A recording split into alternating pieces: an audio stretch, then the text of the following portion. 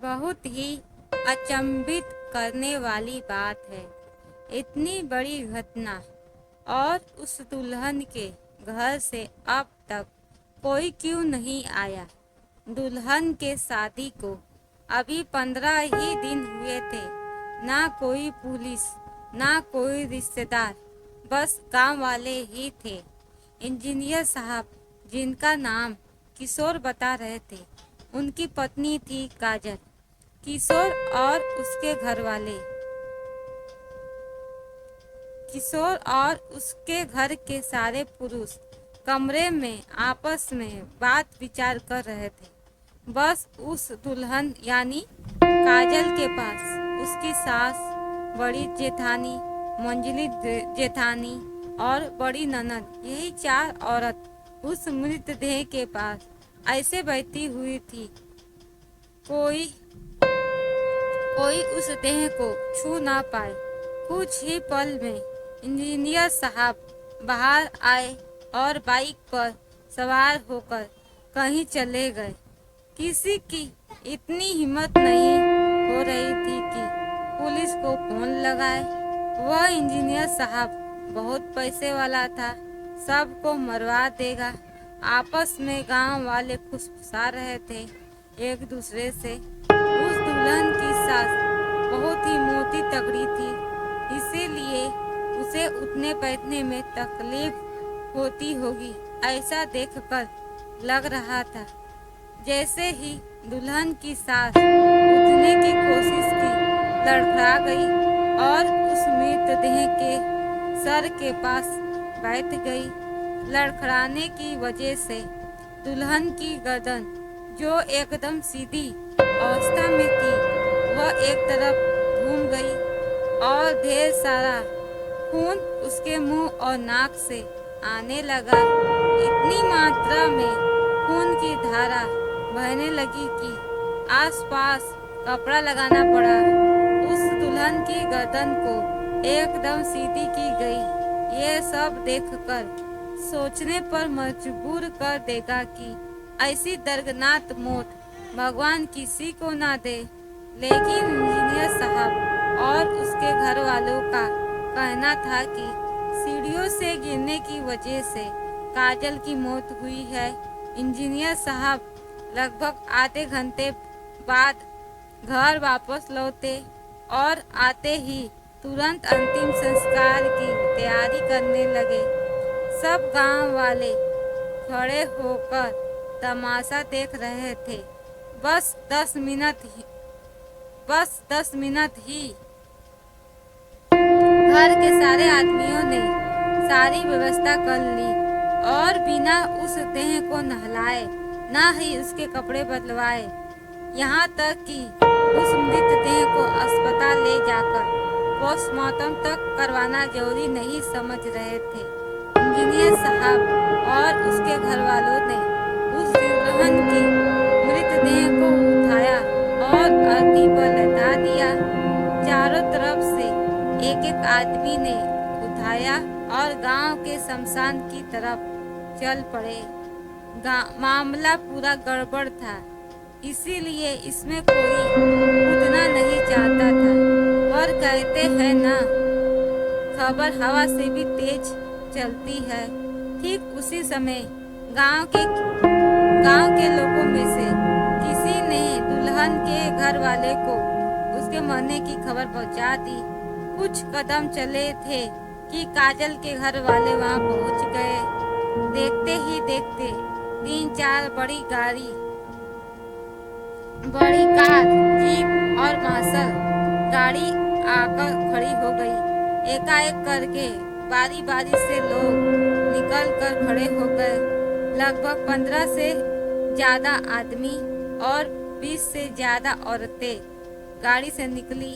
यह लोग काजल के मायके वाले थे। इतने लोग को देखकर अर्थी वहीं रख दी गई। काजल की माँ, दादाजी और सारे रिश्तेदार वहीं मृतदेह के पास बैठकर विलाप करने लगे। यूं सबको बैठा देखकर इंजीनियर साहब के पिता और भाई ऐसा नाटक करने लगे, कैसे यूं अचानक ये क्या हो गया, इतनी बड़ी अनहोनी कैसे हो गई। फिर बात बात में जितनी देर होगी इतना ही मृतदेह के फटने का खतरा है। इंजीनियर साहब ने चेक किया, बस आधा घंटा और उसके बाद चाहे जब यह मृतदेह फट जाए, इसके पहले इस लाश के साथ कुछ अनहोनी हो जाए। यही गांव में जल्द से जल्द काजल का अंतिम संस्कार करना होगा। ऐसी राय इंजीनियर साहब और उसके घर वाले देने लगे।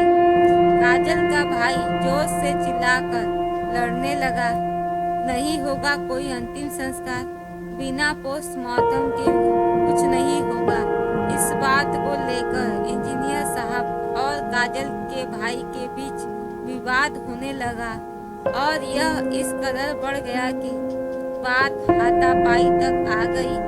गांव वालों में से कुछ लोगों ने इंजीनियर साहब और काजल के भाई को छुड़ाया किसी तरह।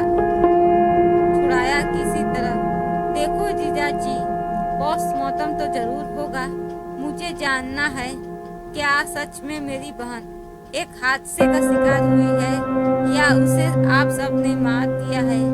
क्या बोल रहे हो बड़े साले जी, मेरी पत्नी थी काजल।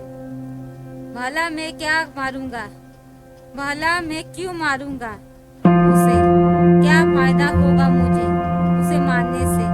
नाटक मत करो, अगर तुम सब ने काजल को नहीं मारा है तो ये चोरी चुपके अंतिम संस्कार क्यों कर रहे थे। हमें इस बात की भी खबर क्यों देना जरूरी नहीं समझा कि काजल की मौत हो गई है। तुम सब ने ही कुछ किया होगा और यह बात सही निकली तो अब हम कोर्ट में मिलेंगे। यह बात बिल्कुल झूठ है। मैं इतने सदमे में था कि क्या करूं क्या नहीं कुछ समझ में नहीं आ रहा था। आपको फोन लगाने की कोशिश की थी पर आपका फोन नेटवर्क क्षेत्र के बाहर बता रहा था। फिर से झूठ क्यों बोल रहे हो किशोर। मेरे बहन के मरने की खबर मुझे कहीं और से मिली। तुम्हारे गांव के ही किसी व्यक्ति ने अपने रिश्तेदार को फोन करके बताया था। उसने हमें बताया, तुम सबको मैं नहीं छोड़ूंगा। अगर मेरी बहन को मारा गया है तो याद रखना, एक एक की जिंदगी जीते जी नरक बना दूंगा। सब जेल जाएंगे, पूरा दम लगा दूंगा सच्चाई पता करने में। इतना कहकर काजल का भाई ने नीचे पड़ी लाश उठाई और गोद में लेकर जीप में लेटा दी और अस्पताल की तरफ चल पड़ा। वहीं काजल के मायके में से कुछ लोग वहां रुक गए और कुछ लोग अस्पताल की तरफ चल पड़े। बहुत बढ़िया भगवान, शेर को सवा शेर मिल गया, ऐसा गांव के लोग आपस में कहने लगे।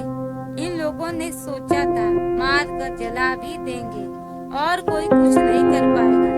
समय का पलड़ा देखो किस तरह भारी हो गया। अब काजल को इंसाफ जरूर मिलेगा, नरक में भी जगह नहीं मिलेगी इन पापियों को। इंजीनियर साहब के चाचा और भाई भी अस्पताल की तरफ निकल पड़े।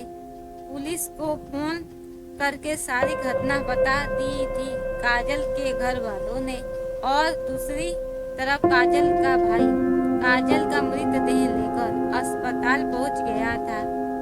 पुलिस अस्पताल में पहले ही आ चुकी थी। केस मर्डर का था, इसीलिए काजल के पति या उसके घर वालों का कोई जोर नहीं चल रहा था। इंजीनियर साहब के भाई और चाचा भी अस्पताल पहुंच गए।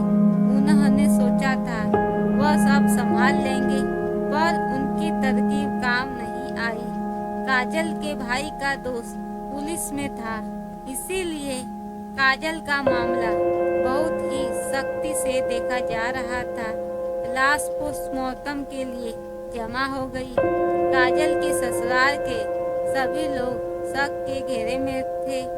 इंजीनियर साहब की पहचान कहीं काम नहीं आई।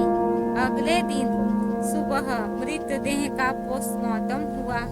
रिपोर्ट एक दिन बाद मिली, पर अंतिम संस्कार के लिए मृतदेह दे दी गई थी। काजल के मायके वालों ने अंतिम संस्कार किया। रिपोर्ट आते ही पता चल गया कि काजल के साथ मारपीट की गई है और उसे धक्का देकर सीढ़ियों से गिराया गया है। पुलिस ने काजल के ससुराल के सभी लोगों को गिरफ्तार कर लिया। पूछताछ बड़ी ही सख्ती से हुई। झगड़ा सिर्फ सोने की चैन के लिए हुआ था, इसीलिए किशोर बार बार काजल को प्रताड़ित कर रहा था। मार की दर्द से काजल अपने मायके वालों से सोने की चैन मांगे, ऐसा इंजीनियर साहब और उसके घर वाले चाहते थे। उस रात बारिश भी जोर से हो रही थी और बिजली भी कड़क रही थी, इसीलिए किसी को काजल के चिल्लाने और चीखने की आवाज नहीं सुनाई दी। मारपीट और हाथापाई में ही काजल का सर फूट गया था और वह सीढ़ियों से नीचे आ गिरी। इस वजह से उसकी मौत हो गई। लगभग एक साल काजल के ससुराल वाले जेल में थे और फिर जुर्माना भर कर बाहर निकल गए।